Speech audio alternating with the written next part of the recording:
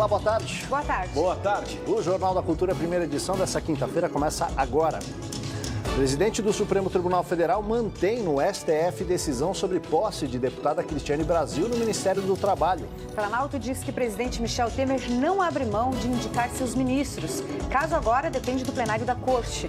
Temporal leva caos ao Rio de Janeiro. 3 pessoas morreram. O transporte público foi comprometido.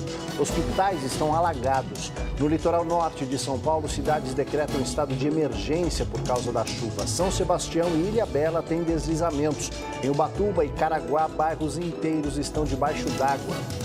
Receita Federal paga hoje lotes residuais do imposto de renda a mais de 100 mil contribuintes que caíram na malha fina em anos anteriores. Polícia norte-americana prende o atirador de 19 anos que abriu fogo em escola na Flórida. O ex-aluno havia sido expulso por mau comportamento e era admirador de armas. A África do Sul tem novo presidente depois da renúncia de Jacob Zuma.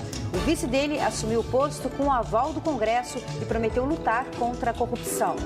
No esporte, os gols da Copa do Brasil, da Copa Verde, do Paulistão e da Liga dos Campeões da Europa. E os Jogos Olímpicos de Inverno. A história de um casal que pedalou 17 mil quilômetros da Suíça até a Coreia do Sul só para ver o filho competir.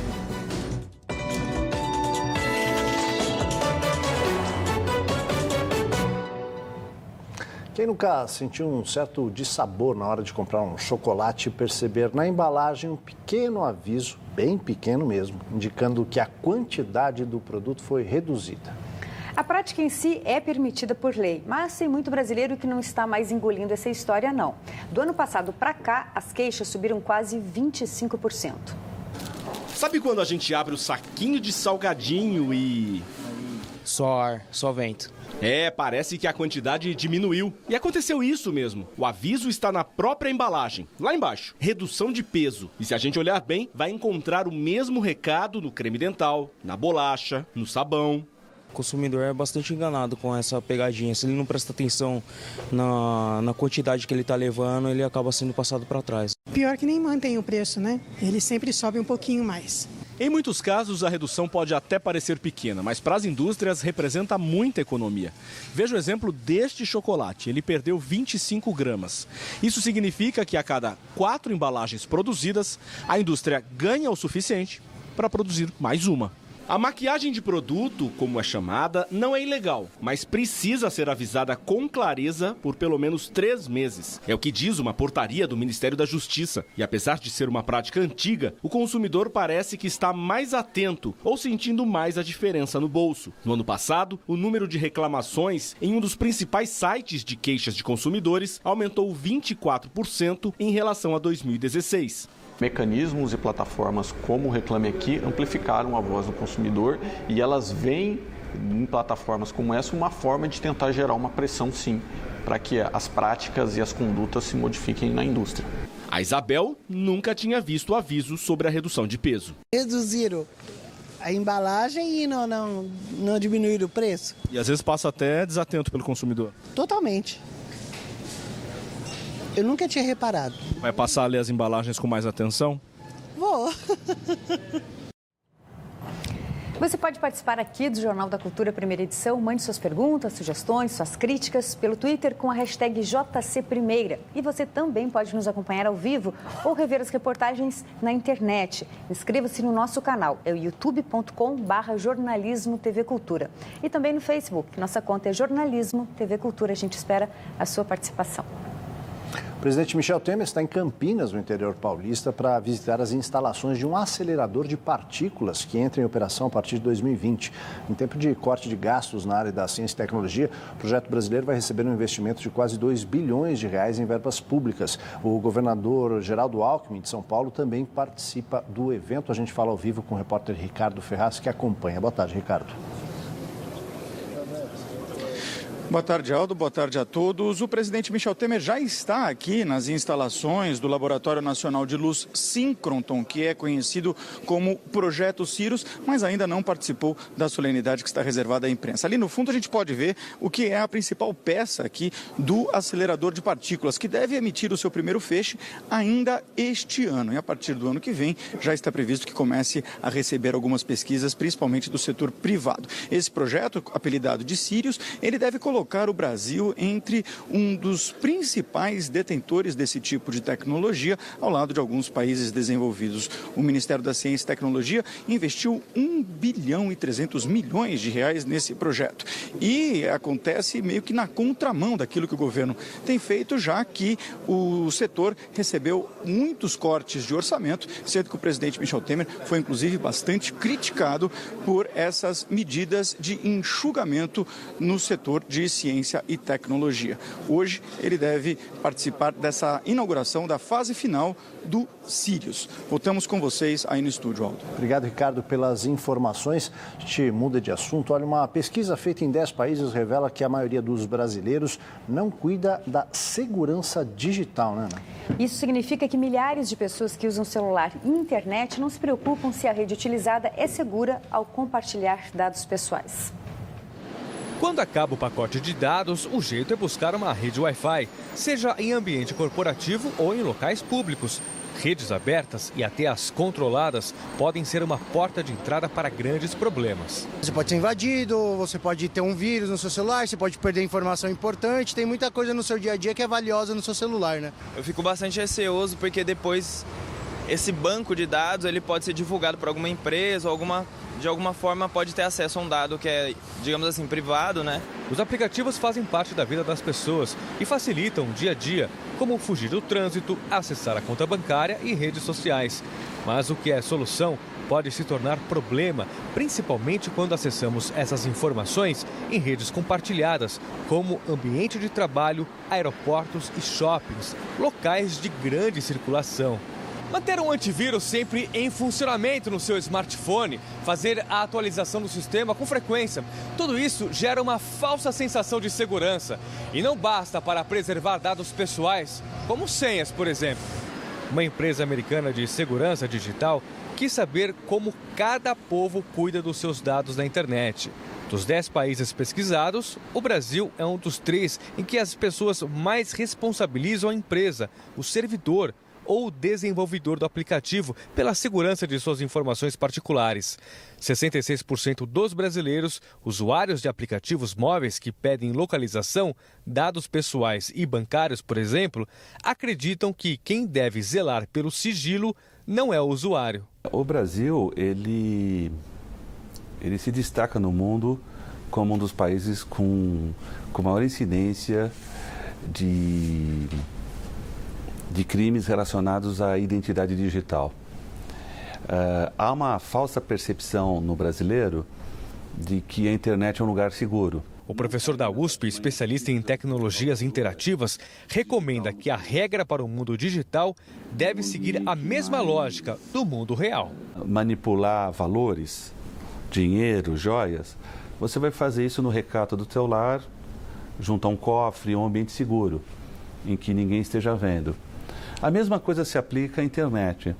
De forma geral, hoje, recomenda-se não se fazer transações econômicas por aplicativos em redes não confiáveis. A Receita Federal paga hoje o lote residual do imposto de renda. Nele estão as restituições de mais de 100 mil contribuintes que caíram na malha fina entre 2008 e 2017, mas que acertaram as contas com o leão. Nessa fase de pagamentos, o governo vai desembolsar 210 milhões de reais. Se você deveria estar neste lote e a restituição não caiu na sua conta, você pode acessar o site da Receita Federal, é o www.receita.fazenda.gov.br ou ligar para a central de atendimento. O telefone é o 4004-0001. 3 pessoas morreram por conta da forte chuva que caiu na região metropolitana do Rio de Janeiro. Um deslizamento em Quintino, na Zona Norte, provocou a morte de um homem e uma mulher que moravam nesta casa. Um policial militar faleceu ao ter o carro atingido por uma árvore. 4 pessoas ficaram feridas depois que um toldo de uma casa de shows desabou. A chuva que caiu na noite de ontem e na madrugada de hoje na capital fluminense e na região metropolitana do Rio é mais do que o dobro do total esperado para todo este mês. Foram registrados mais de 7 mil raios, faltou luz em diversos pontos e um hospital foi invadido pela água. Em vários trechos houve alagamentos e queda de árvores, que aqui provocou um incêndio ao atingir os fios de eletricidade. Um ramal de trens da zona oeste não opera hoje porque um dirigível caiu sobre a linha férrea. Na Avenida Brasil, um trecho alagado provocou congestionamento hoje cedo. Na zona oeste da cidade, um pedaço da ciclovia cedeu e um rio transbordou. Moradores da região ficaram ilhados. Fortes temporais atingem também o litoral norte de São Paulo. Foi decretado estado de emergência nas cidades de São Sebastião e Ilhabela. Ubatuba e Caraguatatuba estão em alerta. O rio que corta São Sebastião subiu e o centro ficou alagado. Pelo menos 10 famílias estão desalojadas. Nas últimas 24 horas, choveu na região o volume esperado para todo o mês de fevereiro. Em Caraguatatuba, água e lama cobrem as ruas. A chuva desta madrugada causou estragos também no litoral sul do estado. Mais um capítulo na novela da deputada Cristiane Brasil, impedida pela Justiça desde o início de janeiro de tomar posse no Ministério do Trabalho. A presidente do Supremo Tribunal Federal, ministra Carmen Lúcia, decidiu retirar do STJ, o Superior Tribunal de Justiça, a competência para julgar o caso de Cristiane. Carmen Lúcia disse que o caso de Cristiane Brasil deve ser julgado pelo Supremo Tribunal Federal por envolver questões de moralidade administrativa. A deputada do PTB foi impedida de tomar posse pela Justiça Federal de primeira e segunda instâncias do Rio de Janeiro porque já foi condenada numa ação trabalhista. A posse chegou a ser liberada pelo presidente do Superior Tribunal de Justiça, mas foi suspensa novamente pela ministra Carmen Lúcia. Ao tirar de vez o caso do STJ, a ministra não entrou no mérito da questão. Ela preferiu deixar para o plenário do Supremo decidir se Cristiane Brasil poderá ou não tomar posse. O Palácio do Planalto disse que vai até o fim na batalha judicial e que o presidente Michel Temer não abre mão do direito de nomear os ministros. É necessário o respeito, que se estabeleça claramente o respeito ao que está estabelecido na Constituição e que a escolha de ministros é uma prerrogativa privativa do presidente da República. O Carnaval dos Protestos saiu vitorioso no Rio de Janeiro. Beija-Flor e Paraíso do Tuiuti, as duas escolas que levaram para a avenida críticas à situação do país, conquistaram o campeonato e o vice. A Voz do Povo confirmou Beija-Flor campeã do Carnaval Carioca. O enredo mostrou na Sapucaí as mazelas da política e os monstros que assolam o Brasil, como a corrupção, a desigualdade social e a violência. A escola de Nilópolis conquistou o título no desempate e levou o troféu pela 14ª vez. Urubus, ratos e caveiras representaram o submundo do poder e das malas de dinheiro. O prédio da Petrobras se abriu para revelar o drama das comunidades, da agressão nas salas de aula ao assassinato de policiais. A campeã do carnaval mostrou na avenida o dia a dia da maioria dos brasileiros. À procura de uma luz na sala. Eu fui bandida na vida alçada. A escola vice-campeã seguiu o mesmo ritmo e na letra do samba chamou de cativeiro social a situação atual do trabalhador. A Paraíso do Tuiuti partiu da história da escravidão para criticar as reformas do governo federal. Protestos à parte, o carnaval deste ano mostrou que é realmente a festa do povo.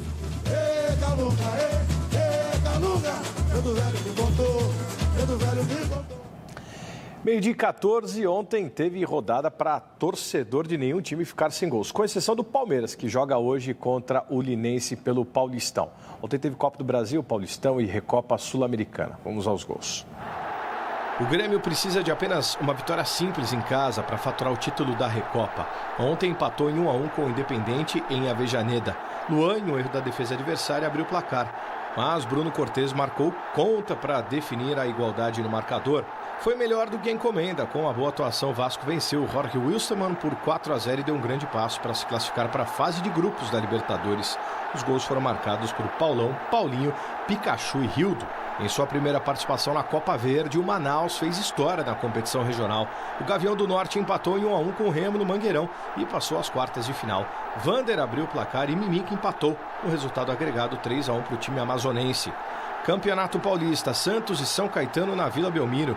Lucas Veríssimo abriu o marcador para o Peixe, que teve atuação boa de Gabriel Barbosa. O Gabigol, sim, podemos voltar a chamá-lo de Gabigol.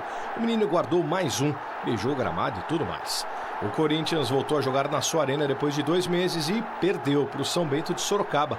João Paulo fez o único gol da partida. Tá feia a coisa pro lado do Corinthians. E no velho continente, vamos aos gols da Liga dos Campeões da Europa. Daqui a pouquinho, então, a gente volta com os gols da Liga dos Campeões, Aldiana. Muito bem, a seguir os pais para lá de orgulhosos que atravessaram mais de 17 mil quilômetros de bicicleta para ver o filho competir nos Jogos de Inverno da Coreia do Sul. E as últimas informações sobre a prisão do atirador que abriu fogo numa escola da Flórida, nos Estados Unidos, a gente volta já.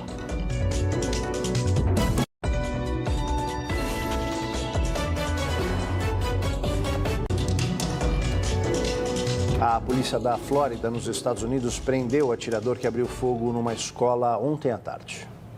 O atirador foi identificado como Nicholas Cruz, de 19 anos, um ex-aluno da Stoneman Douglas High School, que fica na cidade de Parkland. Ele foi expulso da escola por motivos disciplinares há cerca de 1 ano e voltou lá com um rifle, a R-15, ontem. À tarde, pouco antes do final da aula, o alarme de incêndio foi acionado e começaram os disparos. O estudante Harris Katz disse que estavam todos nas salas de aula quando ouviram os tiros, se desesperaram e começaram a correr para todos os lados. De acordo com a polícia, 12 das vítimas morreram dentro da escola, 2 fora do prédio, 2 no hospital e uma outra numa rua próxima. 14 feridos continuam internados, 3 em estado grave.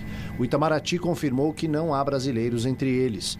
Cruz passou a noite em observação no mesmo hospital e foi levado para a prisão hoje cedo. O presidente Donald Trump usou o Twitter para mandar condolências às famílias e dizer que nenhuma criança, professor ou quem quer que seja jamais deveria se sentir inseguro numa escola norte-americana.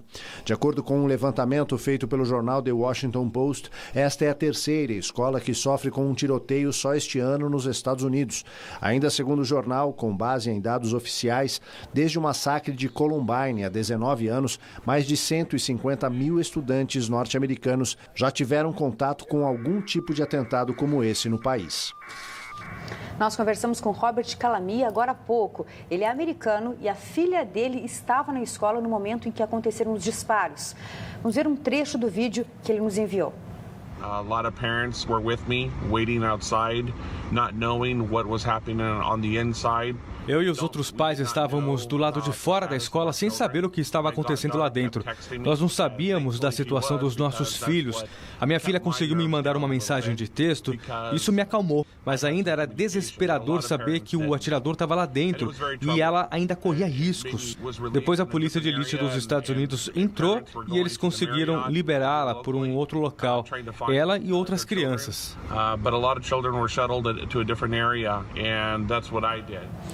Chocante história.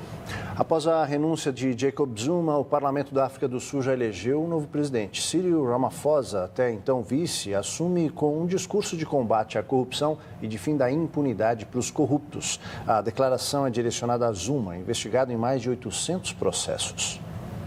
O discurso de despedida de Jacob Zuma foi transmitido pela TV estatal e durou 30 minutos. Aos 75 anos, ele disse que não concordou com a forma com que o próprio partido, o Congresso Nacional Africano, forçou sua renúncia, apesar de reconhecer que a Constituição permite a manobra. Zuma também garantiu que serviu ao povo sul-africano, que se disse eternamente grato pela confiança que recebeu. Terminou dizendo que nenhuma vida deveria ser perdida em nome dele e que o partido não deve se dividir nesta hora. Ao lado de Nelson Mandela, Jacob Zuma lutou contra o apartheid nas décadas de 60, 70 e 80. Passou 10 anos preso e 15 no exílio. De volta ao país, foi vice-presidente e assumiu como mandatário em 2009. Enfrenta hoje mais de 800 acusações de corrupção, envolvendo a compra de armas na década de 90 e por usar o Estado no favorecimento a empresários. gente vai com os gols da Europa que o Cadu prometeu no primeiro bloco. Você sabe que eu tenho um pequeno torcedor do PSG lá em casa que ontem estava desacorçoado, mas tem o jogo da volta ainda, né? Tem o jogo de volta ainda, o jogaço ontem que muita gente esperava. Um dos jogos mais esperados aí entre PSG e Real Madrid no velho continente. E os gols da Liga dos Campeões da Europa, o jogo que o Aldo falou. Vamos conferir como é que foi. Nem o técnico Jürgen Klopp pensou que seria tão fácil. Diante do líder ainda invicto do Campeonato Português, o Liverpool teve uma tarde praticamente perfeita, com grande atuação do trio Mané, Firmino e Salah. Os Reds desfilaram no estádio do Dragão em plena quarta-feira de cinzas e mereceram nota 10 em vários quesitos. Tanto que praticamente garantiram a vaga nas quartas de final da Liga dos Campeões após a goleada por 5-0 sobre o Porto. Só uma tragédia tira o Liverpool da próxima fase. Talvez um dos jogos mais esperados do ano. Real Madrid de Cristiano Ronaldo e PSG de Neymar. Todos com seus fiéis não tão escudeiros assim, mas excelentes companheiros. Um Santiago Bernabéu lotado. E quem saiu na frente foram os franceses. Jogada do jovem Mbappé. A bola passou por Cavani, Neymar e sobrou para Rabiot chutar o 0 do placar. Mas aí o Real empatou ainda no primeiro tempo, de pênalti, com o gajo Cristiano Ronaldo. Na segunda etapa, jogada de Lucas Vázquez. E a bola bateu no português, 2-1. E para fechar o placar, o lateral brasileiro Marcelo tabelou com o companheiro e enfiou o pé, final 3-1. Muito bem, agora a gente vai conferir as medalhas e também os fatos de mais um dia de competições na Géliga Pyeongchang, lá na Coreia do Sul, Jogos de Inverno. Uma apresentação brilhante na madrugada desta quinta-feira, Aliona Savchenko e Bruno Massot bateram recordes olímpico e mundial e conquistaram o ouro para a Alemanha nos pares livres da patinação artística. Eles receberam 235,90 pontos na classificação geral, a maior já vista em competições. Axel Svindal confirmou o favoritismo e conquistou ouro no downhill na madrugada de ontem na Coreia do Sul. O norueguês fez a descida em 1 minuto e 40 e 25. O segundo mais rápido e medalhista de prata foi seu compatriota Jektil Zranjut. O suíço Bert Fuß, campeão mundial no downhill em 2007, ficou com bronze. Líder do quadro de medalhas dos Jogos, a Alemanha se isolou ainda mais no topo ao dominar a final do Luge de duplas masculino. Em prova disputada em alta velocidade, com os trenós chegando a ultrapassar uma velocidade de 140 por hora, os alemães Tobias Alt e Tobias Wendel, vencedores em Sochi 2014, conquistaram o bicampeonato olímpico com o tempo acumulado em 1 minuto 31 e 6. E aquele nosso momento, né? Um casal de ciclistas viajou por 11 meses, desde os Alpes suíços. Guido Rühler e Rita Rutschmann iniciaram a aventura em março do ano passado para verem o filho, Misha Gasser, esquiador de estilo livre, competir na Olimpíada desse ano. An Nyong. Bacana essa história. A gente encerra o jornal hoje com uma história importante. Hoje é Dia Internacional de Luta contra o Câncer na Infância, a primeira causa de morte entre crianças e adolescentes brasileiros de até 19 anos de idade. 8 em cada 10 pacientes poderiam ser curados com o diagnóstico precoce. Quando veio tratar a leucemia, o tipo de câncer mais comum em crianças, Luca nem imaginava que tinha algo tão grave. Eu achava que eu estava com dengue, né? Não sabia que era tão perigoso assim, que era um tipo de câncer. Foi escolha dos pais não contarem logo de cara que ele tinha uma doença tão séria. A palavra câncer é muito pesada. Eu evitei contar para ele, não deixei que ninguém falasse. Foi vivendo um dia de cada vez, fomos passando por cada etapa e o Lucas sempre muito forte, sempre passando essa força, né? Que ele foi o grande guerreiro dessa história. De acordo com a Organização Mundial da Saúde, a frequência de câncer em crianças aumentou 13% dos anos 1980 até o início desse século. Os casos mais comuns são leucemia, tumores no sistema nervoso central e os linfomas. A maior ocorrência de casos se deve a fatores ambientais e também ao melhor diagnóstico. Quanto mais precoce, maior a chance de cura. No Centro Infantil Boldrini, em Campinas, 80% dos pacientes são do SUS. O hospital tem programas para educação e capacitação de médicos. A diretora defende políticas públicas para ampliar o acesso das crianças e adolescentes a um sistema de saúde completo. Infelizmente, no nosso país ainda não tem uma política pública dos hospitais que cuidam de câncer de criança, todos seguirem estudos prospectivos, que são estudos futuros, controlados. E numa parceria muito estreita entre as sociedades científicas e o Ministério da Saúde. Essa união, essa troca de expertise de um de outro é fundamental. Vinícius lembra que parar de jogar basquete foi a pior notícia da sua vida. Sonho interrompido por um câncer agressivo no osso da perna. Hoje, 15 anos depois, ele ajuda pacientes a enfrentarem o tratamento. Eu tento transmitir mais uma mensagem de que tudo passa. É apenas uma situação e não uma condição.